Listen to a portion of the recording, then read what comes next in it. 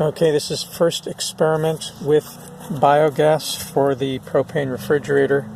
What I've done is to shine the light up that way, drill a hole here, and I have the biogas flame going in. Shine the light in there if you would, in that hole, in the hole. Watch yourself, can't really see. So that's where the propane flame was. And I'm hoping that it's situated right. 7:12. We'll leave it on for a while and see what happens. Turn that light off for a sec. See the flame.